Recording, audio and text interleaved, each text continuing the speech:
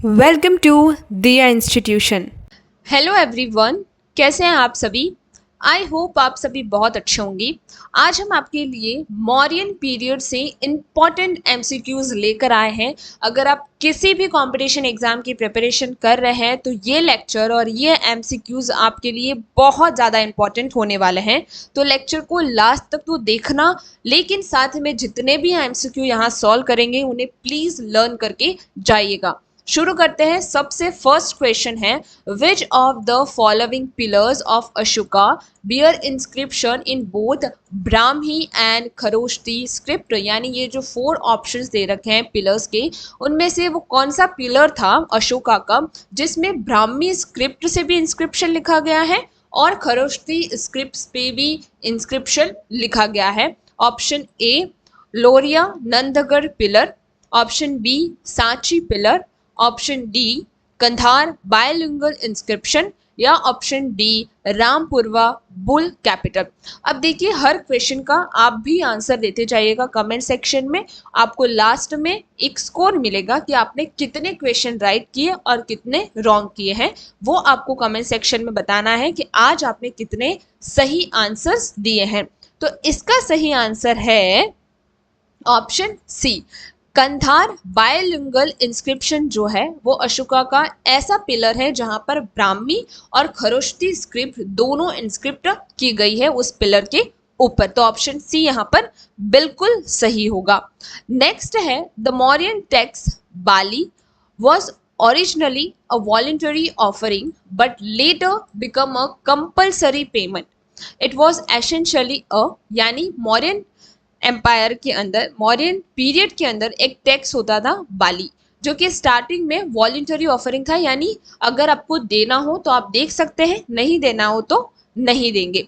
लेकिन लेटर बाद में ये कंपलसरी पेमेंट हो गया था, यानी आपको ये एज अ टैक्स के फॉर्म में देना ही देना पड़ेगा। तो ये जो बाली है वो क्या था यहाँ पर आपको बताना है। Option A land tax, option B religious tax, option C toll tax on the goods, option D forest tax. तो बाली एक ऐसा टैक्स था जो जमीन के ऊपर टैक्स लिया जाता था। तो ऑप्शन बी यानी लैंड टैक्स जो है वो यहाँ पर सही होगा। ऑप्शन ए यहाँ पर करेक्ट होगा। So the Mauryan tax Bali was originally a voluntary offering but later became a compulsory payment. It was essentially a land tax. Next question है, which of the following is a key feature of Mauryan art and architecture contrasting with the pre-Mauryan forms। यानी जो Mauryan art और architecture था उसका की feature क्या है in following statements में, और जो प्री मौर्यन फॉर्म्स का जो आर्किटेक्चर था उससे वो किस तरीके से कॉन्ट्रास्ट करता है। तो स्टेटमेंट देखते हैं। Option A extensive use of would and perishable material. क्या मौर्यन आर्ट और आर्किटेक्चर में ज़्यादातर वुड यानी लकड़ी और जो पेरिशेबल यानी जो महंगे मटेरियल्स होते हैं उसका ज़्यादा यूज़ किया जाता था। Option B emphasise on the rock cut architecture and polished stone. क्या मौर्यन आर्ट एंड आर्किटेक्चर के अंदर रॉक कट आर्किटेक्चर और पॉलिश्ड स्टोन ज़्यादातर यूज़ किए जाते थे। या option D absence of royal patronage. क्या वहां पर जो रॉयल पैट्रोनेज है वो नहीं दिखाया जाता था उनके आर्ट एंड आर्किटेक्चर के अंदर। और ऑप्शन लास्ट है D primary devotional sculpture of deities. क्या मॉडर्न आर्ट एंड आर्किटेक्चर के अंदर आपको भगवान का जो डिवोशनल स्कल्पचर है जैसे भगवान की मूर्ति ये सारा प्राइमरी दिखाया जाता था। तो यहाँ पर सही आंसर है option B emphasise on rock cut architecture and polished stone. यानी सबसे ज्यादा मॉडर्न आर्ट एंड आर्किटेक्चर के अंदर रॉक कट आर्किटेक्चर पे ज्यादा इम्फेसाइज किया जाता था, यानी रॉक को कट करके आर्किटेक्चर बनाया जाता था और जो स्टोन है वो पॉलिश्ड होते थे। पॉलिश्ड स्टोन ज्यादातर यूज होते थे उनके आर्ट एंड आर्किटेक्चर पे। तो ऑप्शन बी यहाँ पर सही होगा।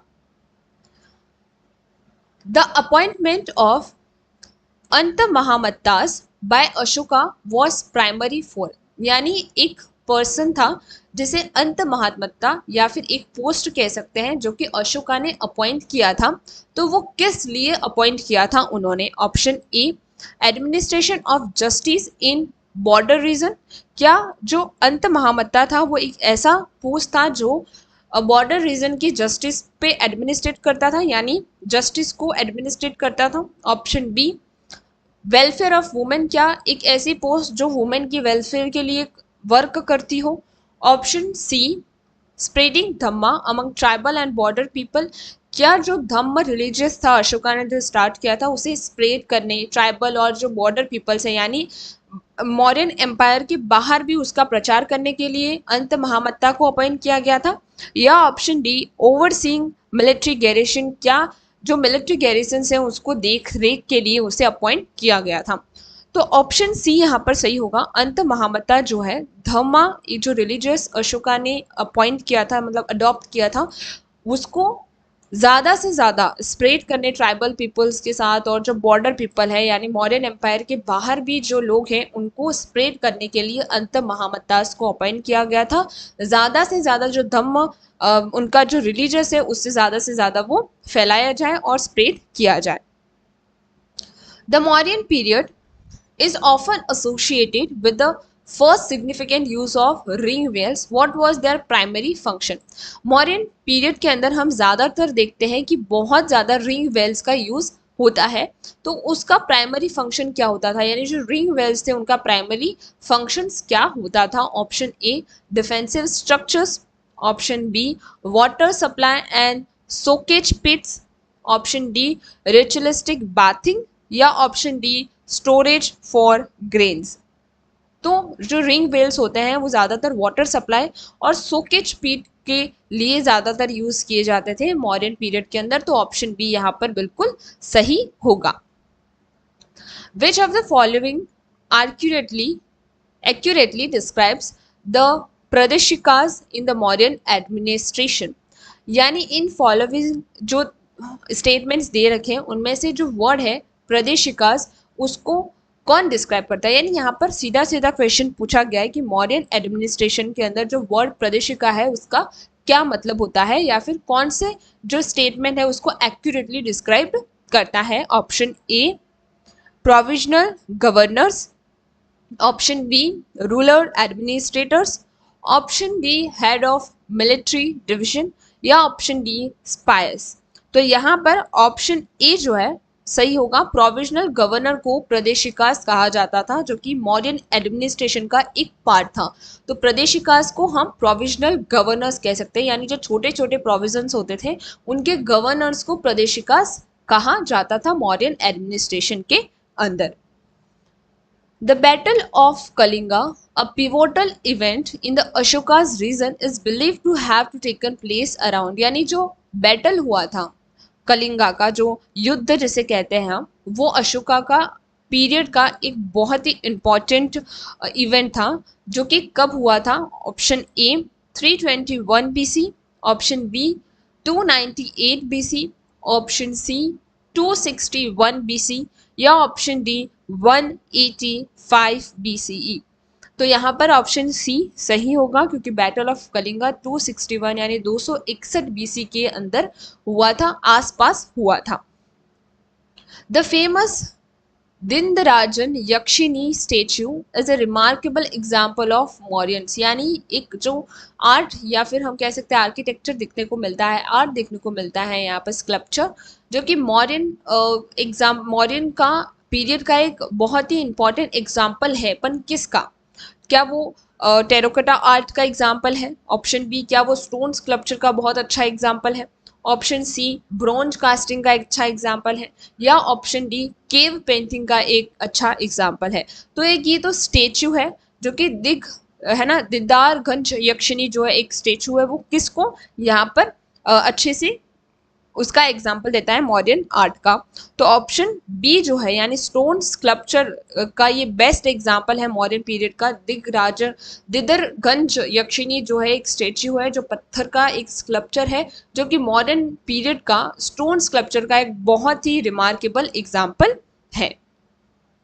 Which of the following title was not typically associated with the Chandragupta Maurya, यानी इन चारों में से वो कौन सा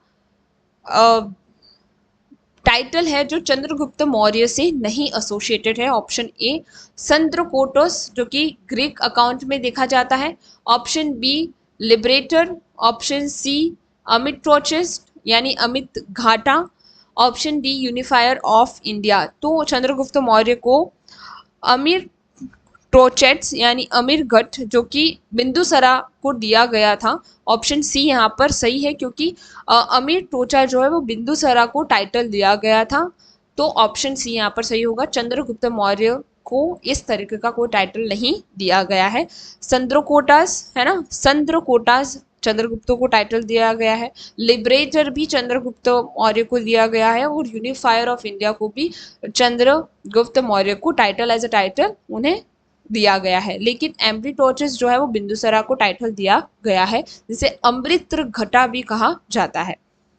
the Mauryan empire effectively communicate system crucial for its vastness was facilitated by, यानी इतना बड़ा एम्पायर था उनका, तो उनका जो कम्युनिकेशन सिस्टम है वो इतने ज़्यादा वास्ट एम्पायर के अंदर भी बहुत अच्छे से होता था। तो क्या रीज़न था जिसकी वजह से होता था? Option A extensive use of pigeon post, क्या कबूतर से मैसेज पहुंचाए जाते थे। Option B a network of roads and messengers, पहले रोड्स और मैसेजर्स होते थे, मतलब एक पर्सन एक जगह से दूसरी जगह खबर लेकर जाता था।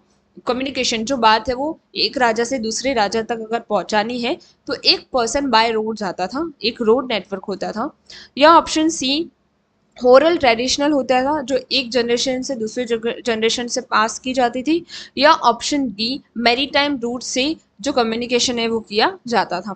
तो ऑप्शन बी सही होगा क्योंकि एक तरह का रोड नेटवर्क होता था मैसेंजर, जैसे कि अगर एम्पायर जो बहुत बड़ा है तो हर छोटे छोटे प्लेस पे एक मैसेंजर होता था, तो ये जो है वो इसको मैसेज पहुंचाएगा, फिर ये जो है इसको मैसेज पहुंचाएगा, फिर आगे और उनको मैसेज पहुंचाएगा, जैसे करते करते वो कम्युनिकेशन हो जाता था। ओके, तो ये आज का हमारा लास्ट क्वेश्चन था। आई होप आपको ये 10 इंपॉर्टेंट मौर्यन पीरियड के एमसीक्यूज अच्छे लगे।